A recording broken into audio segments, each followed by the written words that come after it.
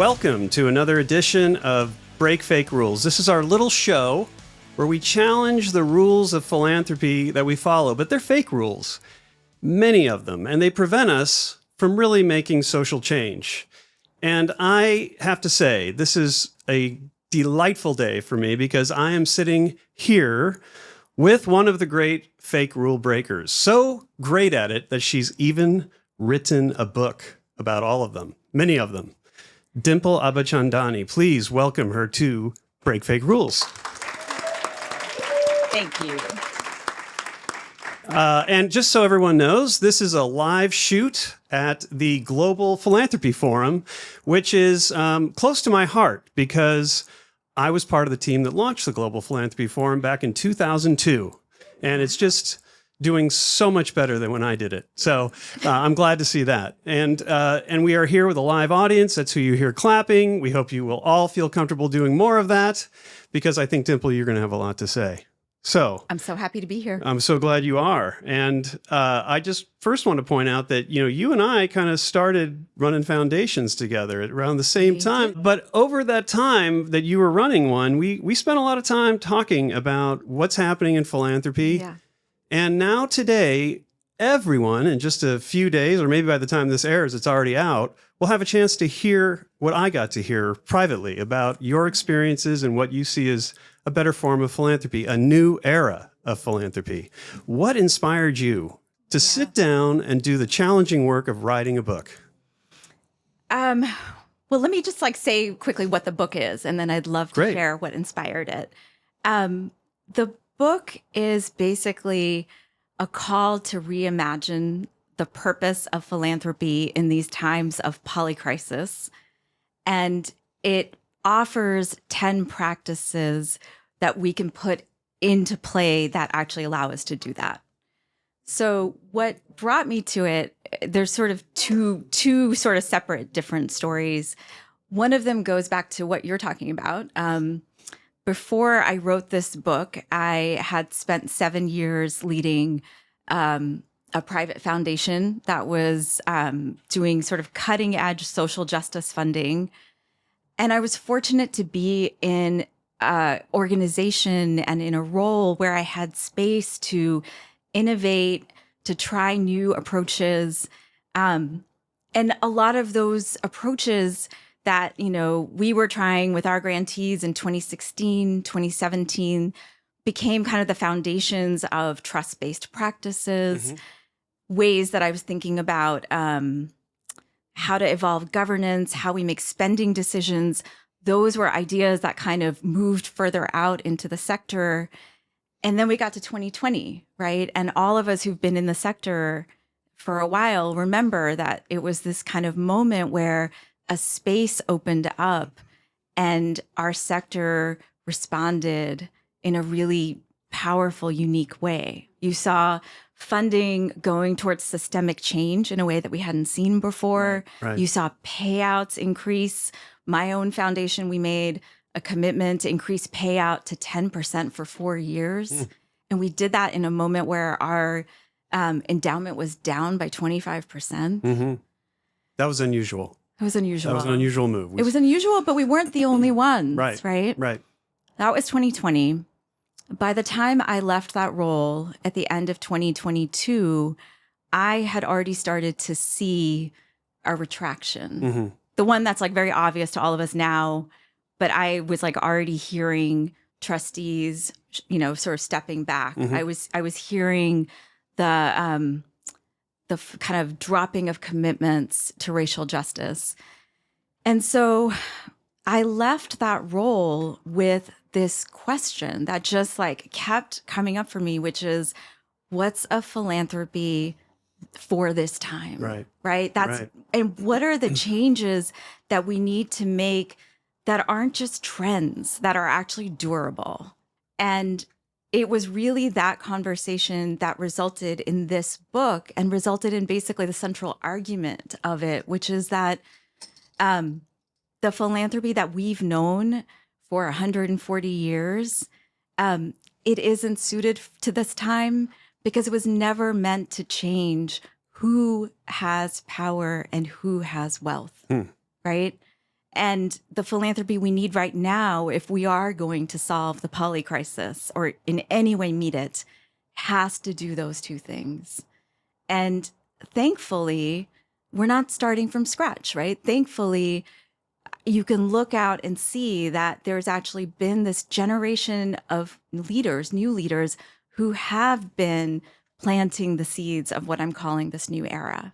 And so that's what's in the book. That's what the book celebrates. Wonderful. And very important. I mean, we were talking about this a couple of years ago. We were having lunch and sharing with each other how important it is to get another wave of books out there challenging the sector. We had such a powerful period in 2018 when Edgar Villanueva's book came out and Anand's book came out, Winners Take All, and even Robert Reich of Stanford, who wrote Just Giving. Yeah. We really haven't had a spring out of books challenging current practices or pushing us to new practices. So you're out here, and we really appreciate it. And we want to spill the tea on this book. That's the theme around you. I don't know if you see the signs, and there's tea here on the table. So we're really trying to stick with that theme. Let's do it. Let's do it. And, you know, one of the things that we're seeing right now is you talk about a poly crisis. I'm not sure, Dimple, we might be in a poly crisis right now. And the question that I'm asked all the time, I was just doing a program this morning where the question came up, in a period of rising fascism and autocracy from Europe over to the United States, what is the role of philanthropy? And given that context, which is a heavy context, what's one of the big fake rules you would point out from your book that you would want to start? What's like a foundation point to your central argument? Yeah. That you say, what are we going to need to do to deal with what I think underlies most of what we're challenged with right now, which is vast and deep economic disparity? Yeah. Isn't it ironic that philanthropy should step in to address that? It is ironic, but that doesn't let us off the hook. All right. Yeah. I knew you might say that.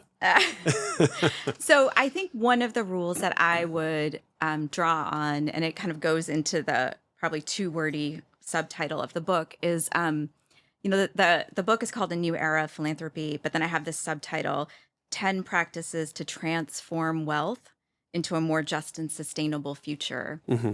And I wanted that in there because I think one of the things that we get wrong is that we treat the wealth, the excess wealth, as Carnegie called it, that we have in this sector, we treat it like we treat other wealth in other sectors. And by that, I mean that in general, in sectors where you have a lot of wealth, what you do is you either try to maintain or grow that wealth. Right. And that is the practice that so many people have, the rule, as you would say, in terms of how they relate to their endowments, that these are pots of money that they have to protect from risk, that these are pots of money that they have to maintain, these are pots of money that they have to grow. And what I'm saying in my book is that, no, actually, philanthropy is unique because the rule that we need to kind of move towards is that these funds are not meant to be maintained and grown. They're actually meant to be transformed.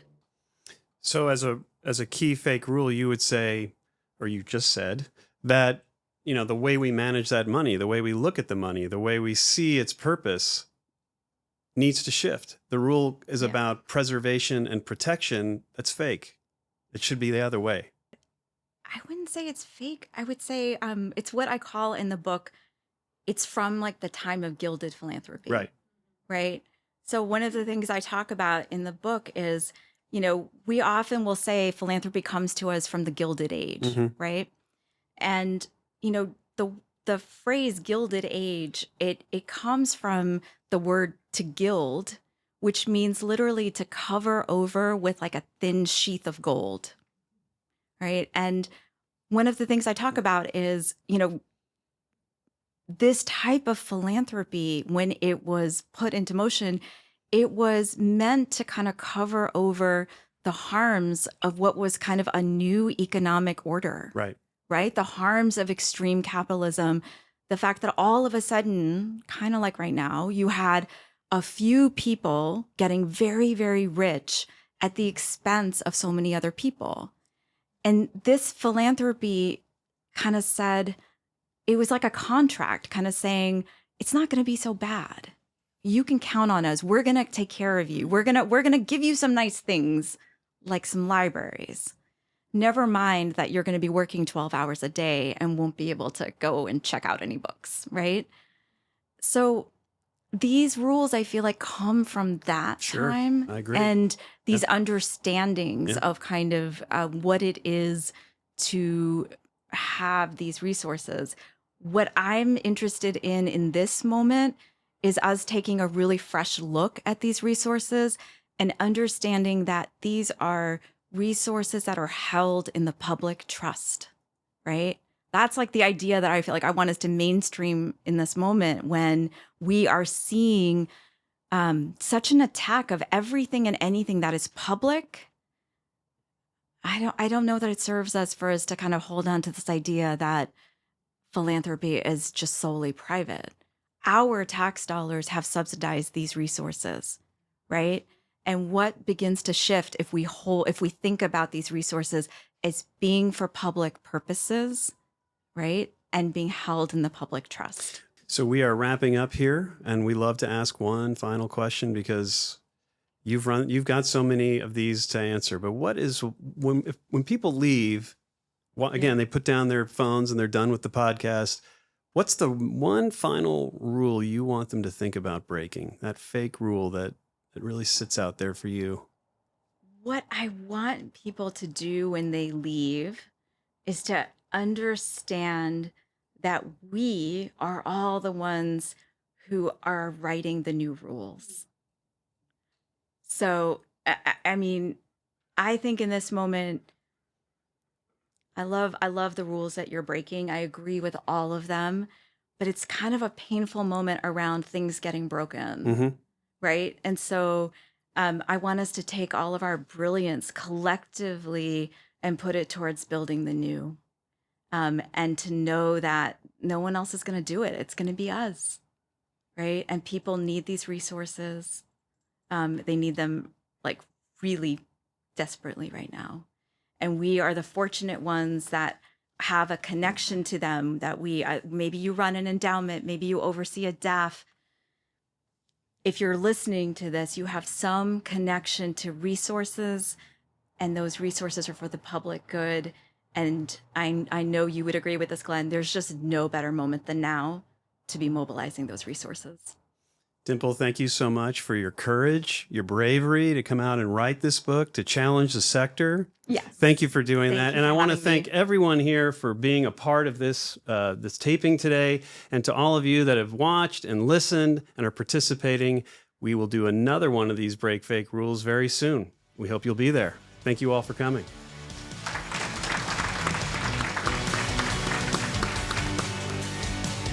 Thank you for tuning in to Break Fake Rules.